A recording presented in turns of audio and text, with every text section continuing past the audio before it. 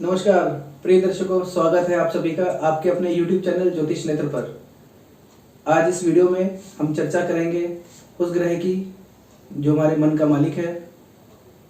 हमारी कुंडली में दर्शाता है कि हमारा मनोबल कमजोर रहेगा कि मजबूत रहेगा।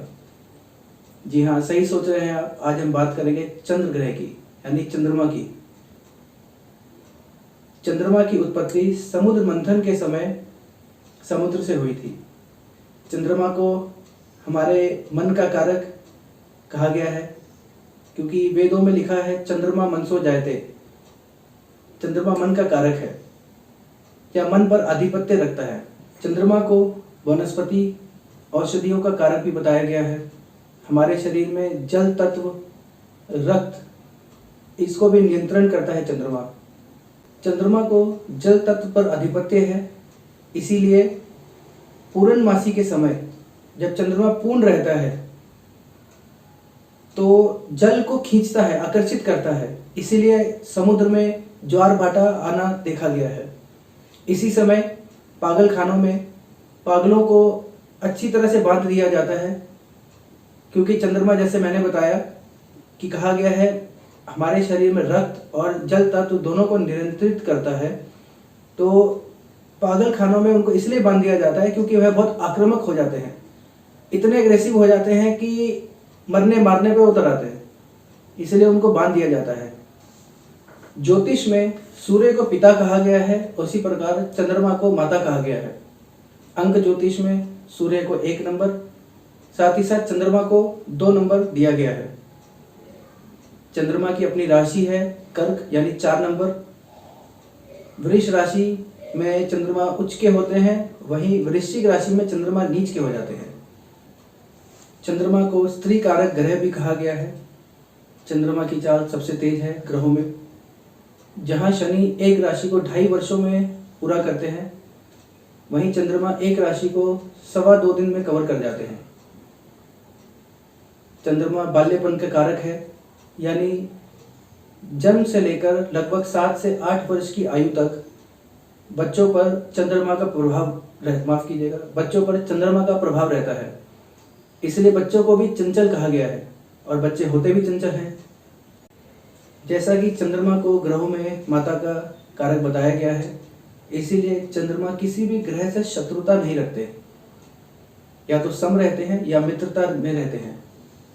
चंद्रमा को यात्राओं का प्रबल कारक बताया गया है। यह एक शुभ ग्रह है। शुक्ल पक्ष की अष्टमी से लेकर कृष्ण पक्ष की सप्तमी तक शुभ प्रभाव देते हैं, वहीं कृष्ण पक्ष की अष्टमी से लेकर शुक्ल पक्ष की सप्तमी तक पाप प्रभाव, यानी पाप रिजल्ट देते हैं। चंद्र ग्रह के लिए रत्नों में मोती, धातु में चांदी पहना जाता है। चंद्रमा हमारे शरीर में चेस्ट यानी छाती, लंग्स यानी फेफड़े, मानसिक शांति, वाटरबोर्न डिसीज जैसे छाती में infection, tuberculosis, blood pressure high low जैसी बीमारियां दे सकता है। साथ ही साथ निमोनिया, यह भी चंद्रमा के अंतर्गत आती हैं बीमारियां, क्योंकि जैसा पहले भी मैंने बताया था, चंद्रमा हमारे शरीर में रक्त और जल तत्व दोनों को नियंत्रण करता है, और हमारे शरीर में 60 से 70% लगभग जल ही है। महिलाओं की कुंडली में अगर चंद्रमा पीड़ित है या पाप प्रभाव में है तो नेचुरल मेंस्ट्रुअल साइकिल यानी मासिक धर्म में अनियमितता दे सकता है। चंद्रमा को राजा दक्ष की 27 कन्याओं में से रोहिणी बहुत प्रिय थी, बहुत पसंद थी। तो चंद्रमा जब राजा दक्ष के पास उनका हाथ मांगने गए तो राजा दक्ष ने एक शर्त रखी कि आपको मेरी 27 कन्याओं से शादी करनी पड़ेगी। तो चंद्रमा को रोहिणी इतनी पसंद थी कि उन्होंने राजा दक्ष को हाँ कह दिया कि मैं आपकी 27 कन्याओं से शादी करूंगा। लेकिन वो रहते सिर्फ रोहिणी के साथ थे शादी के पश्चात। तो जब बाकी की 26 कन्याओं ने राजा दक्ष से शिकायत करी कि भाई चंद्रमा तो हमारी सुनता ही नहीं, आता ही नहीं हमारे पास, तो राजा दक्ष ने चंद्रमा को बुलाया और समझाया। तो चंद्रमा ने बोला कि भाई मैं तो रोहिणी से ही प्यार करता हूँ, तो मैं तो रोहिणी के साथ ही रहूँगा। तो काफ़ी समझाने के बाद भी जब राजा दक्ष के चंद्रमा नहीं माने तो राजा दक्ष ने उनको श्राप दिया कि जाओ अमावस हो जाओ। तो चंद्रमा पूरे समय अमावस में रहते थे। तो जब वहाँ के प्रजा ने राजा से बोला कि भाई ये तो भाई हाहाकार मच गया, अंधेरा ही अंधेरा है पूरा, क्या करें, क्योंकि चंद्रमा को वनस्पति औषधि का कारक है, जब तक चंद्रमा आकाश में नजर नहीं आएगा तब तक ना खेती होगी, ना वनस्पति बनेगी, ना औषधियाँ बनेगी।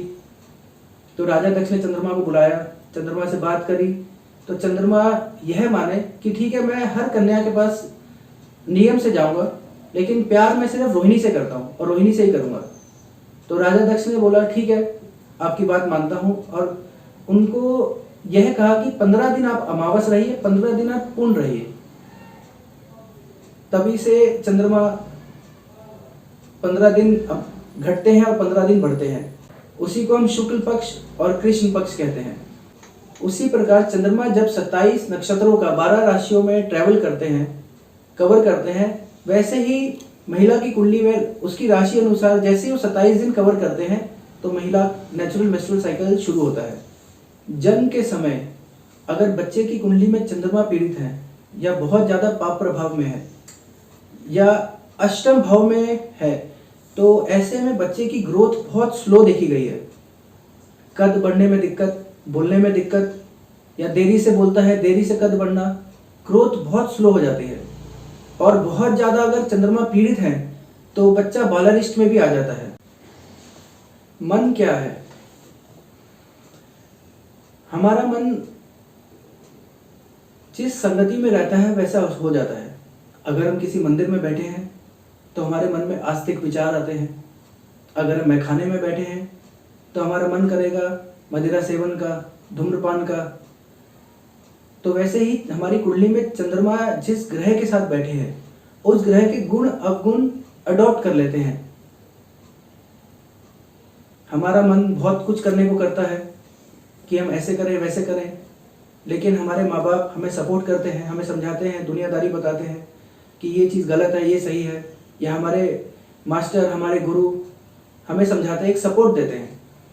वैसे ही हमारी कुंडली में भी चंद्रमा को एक सपोर्ट बहुत ज़रूरी है, किसी भी ग्रह का, क्योंकि चंद्रमा चंचल है। अगर चंद्रमा के आगे पीछे चंद्रमा के साथ कोई ग्रह नहीं बैठा तो ऐसे में मनुष्य बहुत मनमौजी हो जाता है, मन का करने लगता है। वही चंद्रमा अगर पाप प्रभाव में आ जाए, पाप ग्रह से दृष्ट हो जाए, पीड़ित हो जाए, तो इंसान अपने डिसीजन मन में आया वो किया, उसके चलते कोई ऐसे डिसीजन ले लेता है कि अपनी जमा पूंजी या शोहरत गवा बैठता है। आइए अब जानते हैं चंद्रमा की युति अन्य ग्रहों के साथ।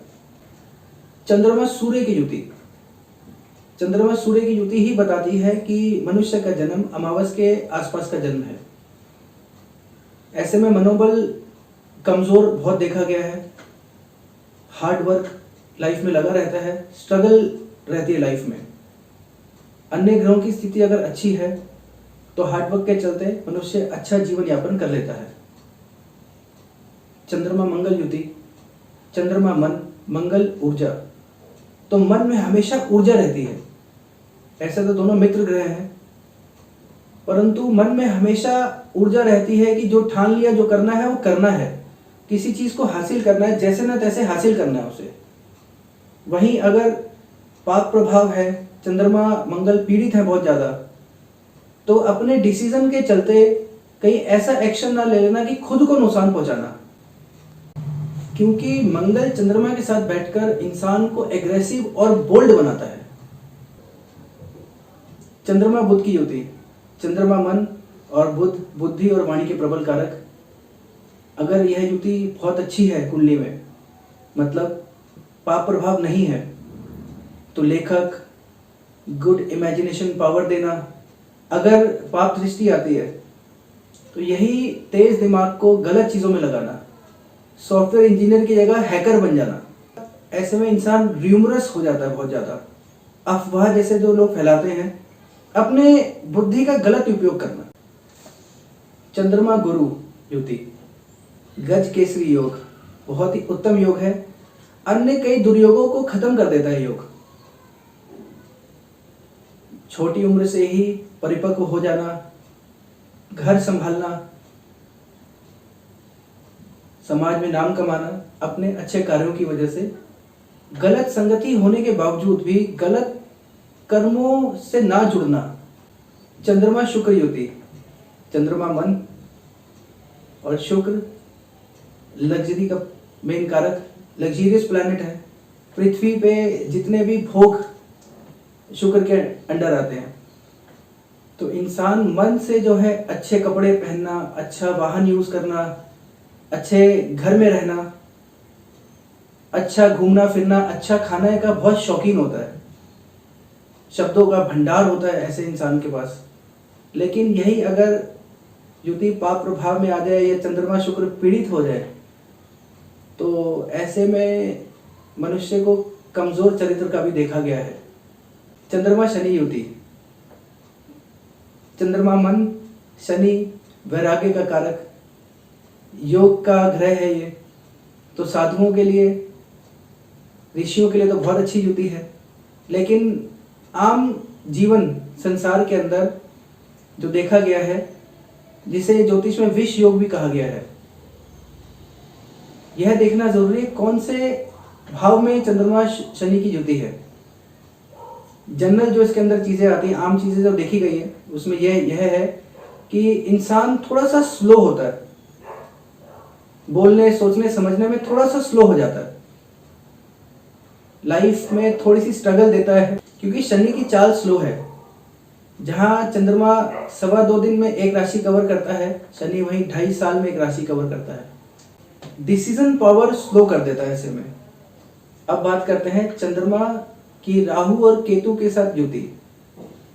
वैसे तो राहु केतु चंद्रमा को ग्रहण लगा देते हैं, इंसान को काल्पनिक बनाते हैं बहुत ज्यादा।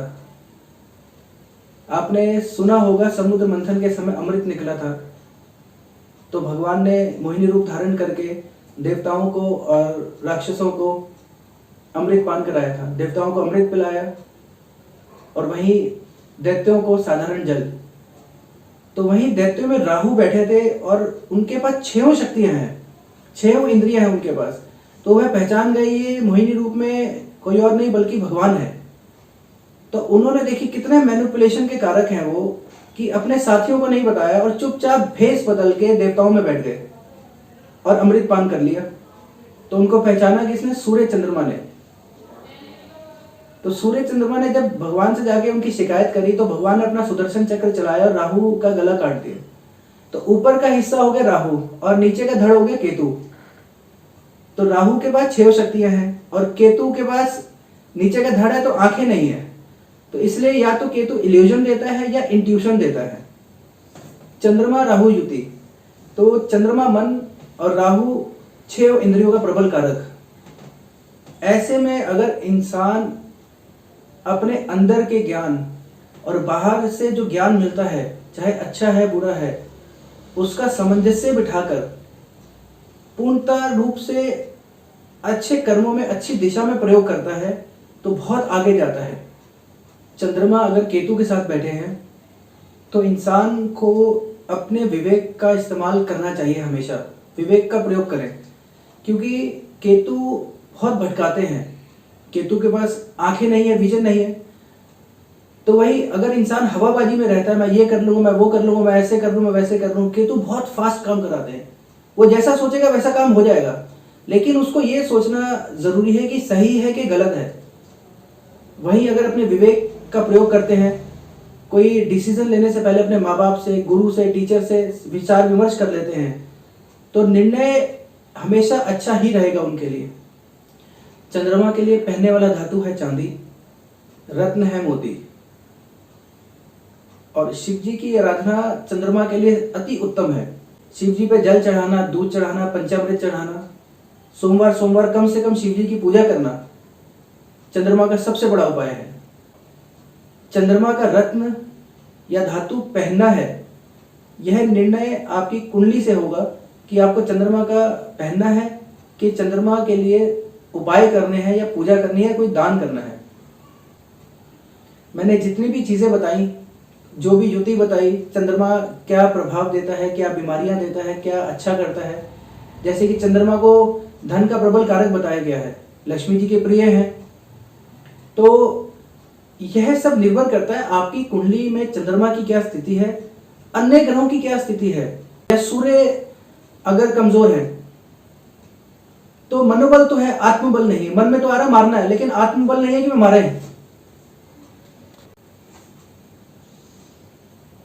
बहुत ही जल्द नई वीडियो के साथ हाजिर रहूंगा। इस वीडियो में आपको क्या अच्छा लगा, क्या बुरा लगा, कमेंट्स में जरूर लिखिएगा। आपके कोई समस्या है उसका समाधान करने की पूरी कोशिश करूंगा। जल्द ही हाजिर होता हूं एक नई वीडियो के साथ। नमस्कार, बने रहिए आपके अपने चैनल ज्योतिष नेत्र के साथ।